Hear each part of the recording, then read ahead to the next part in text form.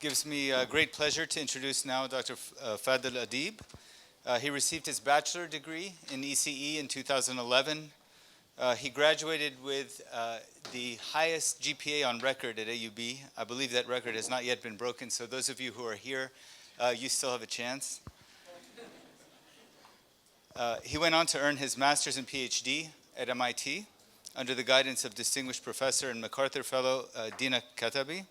Dina and several faculty members here, including me, were students together at MIT. Where are you guys? Some of you. There's at least one. Although, unlike me, Fadel was so good that he was hired directly out of his PhD into a tenure-track faculty position at MIT. So he is now an assistant professor in, in electrical? Computer? I know you're at the Media Lab. So he leads the Signal Kinetics Research Group, which he founded at the MIT Media Lab in 2016. His group explores and develops new technologies that can extend human and computer abilities in communication, sensing, and actuation. He's a recipient of numerous honors.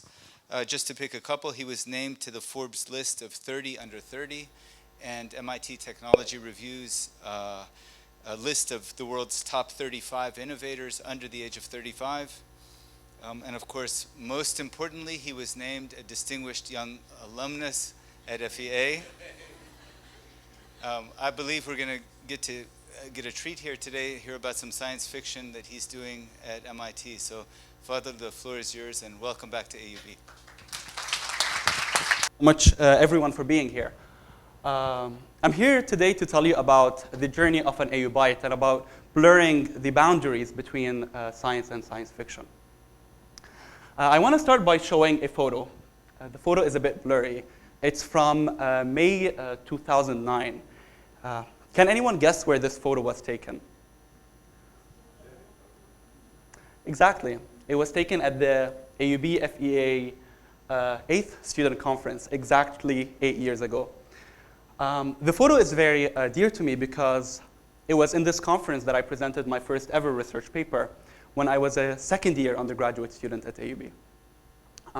The paper was supervised by Professor Hazem Haj, who had given me at the time a fantastic opportunity to work with him on research as a first-year undergraduate student here at AUB. And I really love this photo because also it shows my family and a lot of my friends who were there to support me. Actually, some of these friends are here today. And this support of family, friends, and supervisors is something that has been recurring throughout my entire career.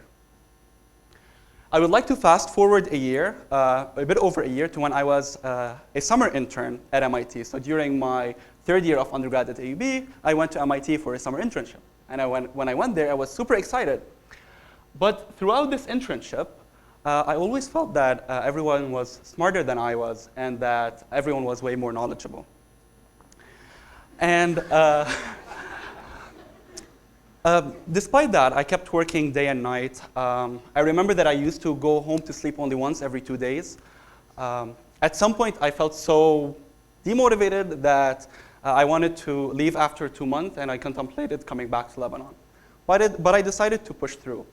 For whatever reason, my supervisor, who is an MIT professor, was very happy with me.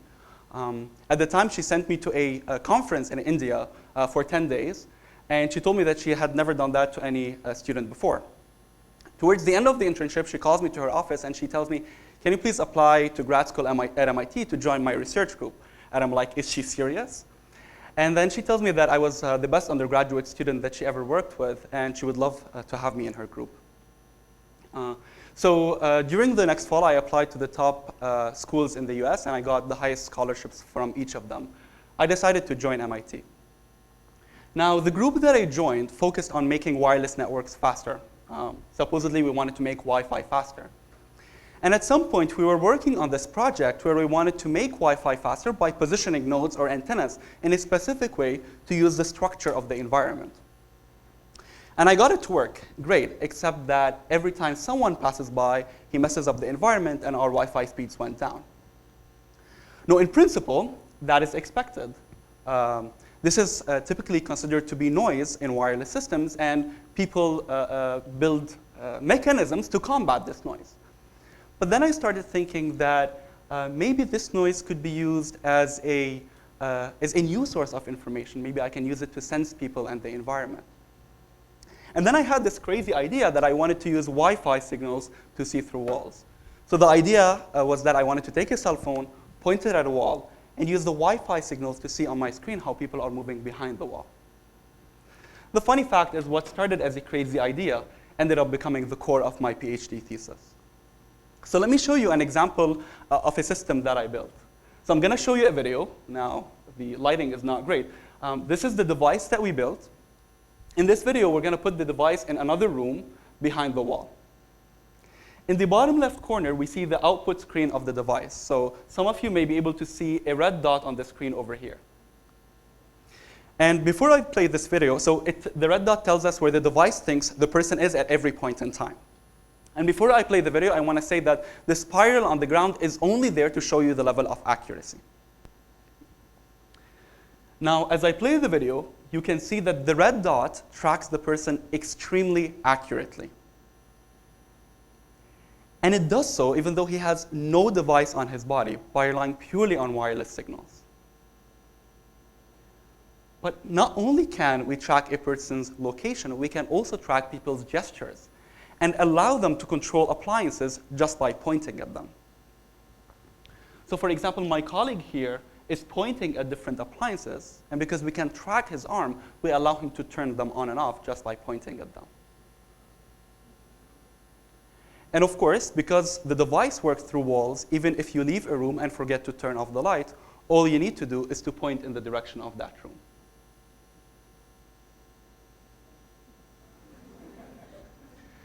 And as I said, we're doing all of this using a device that is on the other side of the wall in the room over here.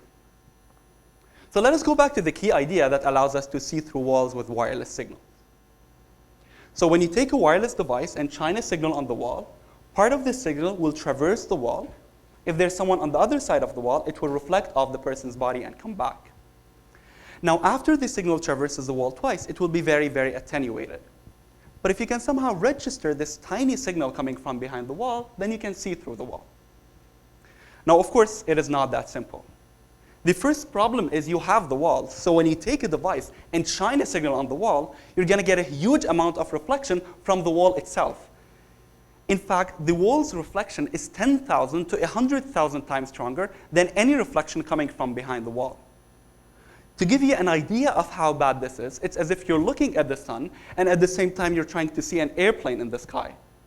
The sun would just blind you and prevent you from seeing anything else. And in the same way, the wall's reflection will prevent you from detecting the minute reflections coming from behind it. But even if you manage to remove the wall's reflection, you will get reflections from everything in the environment, from tables and chairs and all sorts of furniture. And you need to somehow tease apart a person's reflections from all of that clutter and then track the person using these reflections. Now, in the interest of time, I will not go into the details into how we solve these challenges, but I want to share with you an anecdote. So at some point, we were testing this system, and during the initialization phase, I asked my colleague to stay still during that period.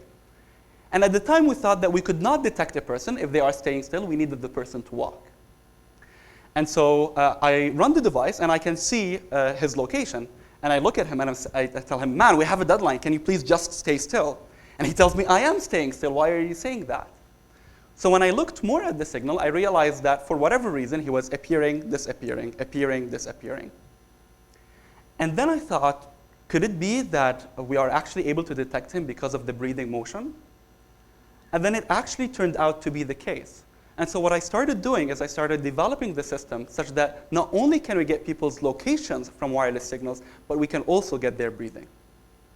So let me show you another video. In this video, the person is sitting down. He has no sensor on his body. That person is me in this video. The device is placed behind the camera. It shines a wireless signal and captures its reflections. Now to the left, we see the output screen of the device. And as I play the video, you can see that the signal is increasing and decreasing over time because of the inhale and exhale process. Now, when the person holds his breath, like now, you stop seeing these large variations. And the reason is that when he holds his breath, his chest stops moving, and so he stops affecting the wireless signals in the environment. Now, when the person will release his breath in a bit, you will be able to start seeing these variations again because his breath is affecting the wireless signals. Now, to show this more visually, I will take this video and I will play it at 5 times the speed. And as I do that, I want you to try to focus on the signal and match it to the chest.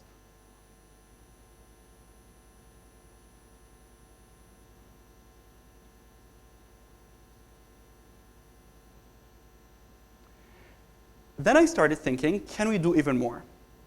So remember that, so this is a portion of the signal. Remember that the peaks and valleys correspond to the inhale and exhale motion.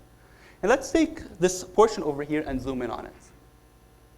These blips on top of the breathing signal actually correspond to the person's heartbeats. And the reason is that when the heart pumps blood, it creates a force that acts on different body parts and causes them to vibrate. And we can capture these vibrations using wireless signals. So now let me show you a video of one of the applications that I like most, which is a baby monitor. I don't know if anyone is able to see this video, but even if you're looking at it, all you will see is a baby that is sleeping in his crib, almost like a still image. If you look at the top left corner over here, you will see that time is passing. But when you're looking at the video, all you're seeing is a still image. So we took this video and we augmented it with the output of our device. And when we do that, we are able to get the baby's breathing. We are able to get the inhale and exhale process. And we are even able to get the heartbeats. So over here, they're 126 beats per minute. And now they're 127. And this is actually typical for a baby this age. In fact, in this video, our device was placed behind the wall and was getting the baby's breathing and heart rate through the wall. So around this time, I had already had a couple of publications which were about the initial ideas. But then as I started producing things that were, I thought, much technically deeper, I started getting rejections. So we got 4 rejections in a row for different papers. And a paper for a grad student is almost like an entire year's work of work. So I started thinking to myself, maybe the initial success was just a fluke. The first 2 papers just happened as a chance. But I kept pushing, and I kept just working hard. And my friends and family were extremely supportive throughout this period. One of my faculty mentors at MIT, he saw that I was very down, and he sat with me, and he told me that his 2 most cited papers, each of which is cited more than 2,000 times, each of them was actually rejected at least once, when he was still a graduate student. But in my head, I was like, he's an MIT professor, I'm a student, so who knows? So I kept working, and then I resubmitted these papers. Some of them I updated, some of them I actually did not. And the fortune turned around, and all of them were accepted. Actually, they were a huge success, and they were picked. Not only did we win a lot of awards for them, but they were also covered very heavily in the media and the popular press. So we were pretty much all over the news.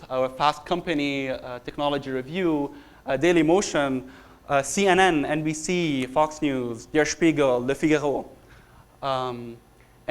So I was very happy at that stage. And in fact, our most recent paper showed that not only can you get breathing and heart rate, but you can even detect people's emotions using wireless signals. So because you can discover breathing and heart rate, you can actually extract features from every individual heartbeat and every individual breath, and these features encode people's emotions. This paper went so viral that it was picked up by the producers of The Big Bang Theory, which is a very popular TV show. And they decided that they wanted to create an entire episode based on this research. So they called us, and they talked to us about it, and they actually created an episode. So I want to show you a snippet of that episode. You know, I just read that a team at MIT developed a device that helps people read human emotions. And you think we can get those guys to reprogram Sheldon? Cool. It's supposed to be accurate like 85% of the time. Wow, I find that hard to believe. That a bunch of awkward scientists with no social skills would invent a machine to do it for them? I take it back, I believe it. Okay, enough. Around this stage, I was very happy with how the research was going, but I wanted to do even more. Academically, the research was very successful, and I really wanted to see it in the real world. I wanted to commercialize it through a startup. So I took a bunch of business courses. I wrote 3 different business plans. The first 2 were unsuccessful. The last one was quite successful. And we honed in on elderly monitoring as the right application for, the right market for our research. So the idea was that we wanted to take, so today's solutions for monitoring elderly require them to carry or wear devices on their bodies, which they refuse or are ashamed to wear, or sometimes they even forget to wear them. Instead, we take our device, we put it in their homes, and it can automatically use wireless signals to detect if they fall and alert the caregivers. We participated in the MIT 100K competition, and it was quite a success. And our company was also picked up by the White House, who invited us to do a demo. So we flew in the night before to DC, and we were assembling our setup before taking it to the White House. And I remember one of my friends telling me, it feels like Mission Impossible, where you're putting together a device to take it to the White House the following day. On the day off, we had to go through 4 different layers of security before we can get to where we wanted to demo. And some of our equipment had to be sniffed by dogs, so the dogs actually removed the wires from our setup. So of course, by the time we got there and we set it up, it was not working. My team freaked out, and they said that we'll not show the demo. This is going to be on live TV. We will just tell them about what we do. And I told them, no, I mean, we worked so hard for this. We have to show this. And so I started playing around with the hardware, tweaking the code. And I had about 3 hours before we had to do the demo. So the first hour passed, and it was still not working. The second hour passed, and it was still not working. 2.5 hours passed, and it was still not working.